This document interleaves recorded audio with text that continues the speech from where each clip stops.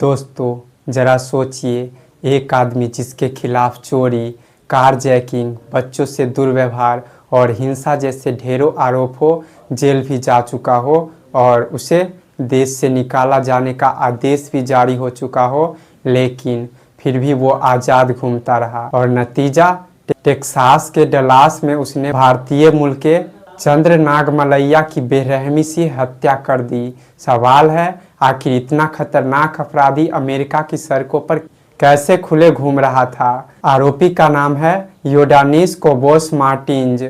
उम्र 37 साल है, क्यूबा का रहने वाला है। अमेरिका में एक अप्रवासी तौर पर रह रहा था, लेकिन इसके खिलाफ अपराधों की लंबी लिस्ट है।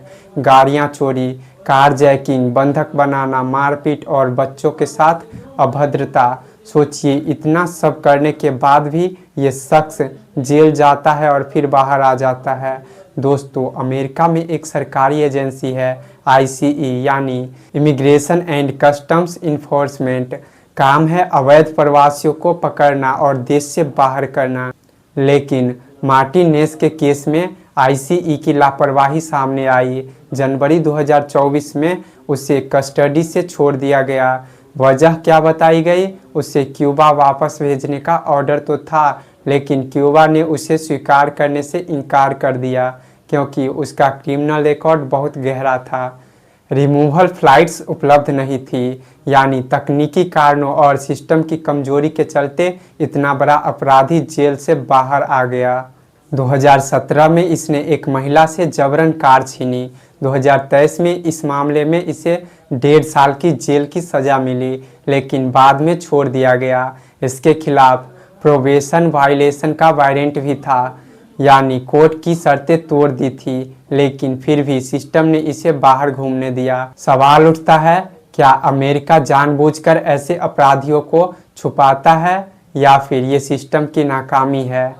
9 सितंबर 2025 डलास टेक्सास में भारतीय मूल के चंद्र नागमलैया अपने अपार्टमेंट में थे। उन्होंने मार्टिनेज को खराब वॉशिंग मशीन इस्तेमाल करने से मना किया। बस इसी बात पर आरोपी भड़क उठा। गुस्से में उसने चाकू उठाया और चंद्र नागमलैया पर ताबड़तोड़ वार कर दिया।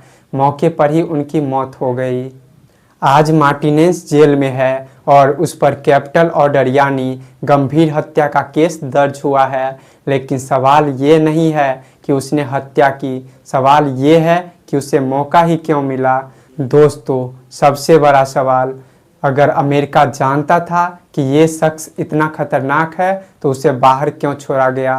क्या क्यूबा की जिद ने इसे छूटने दिया या फिर अमेरिकी सिस्टम ने भारतीय मूल के शख्स की सुरक्षा को गंभीरता से नहीं लिया? चंद्र नागमलैया की मौत सिर्फ एक हत्या नहीं, बल्कि अमेरिकी सिस्टम पर एक सवालिया निशान है।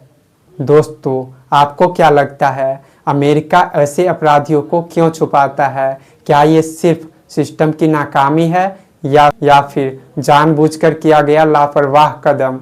अपनी राय कमेंट बॉक्स में ज़रूर लिखिए। मैं राजू भास्कर, आप देख रहे हैं वर्ल्ड वाइड न्यूज। और बताइए, क्या आपको लगता है कि भारतीय सरकार को इस मामले पर अमेरिका से जवाब मांगना चाहिए? अपनी राय कमेंट में ज़रूर लिखिए। धन्यवाद।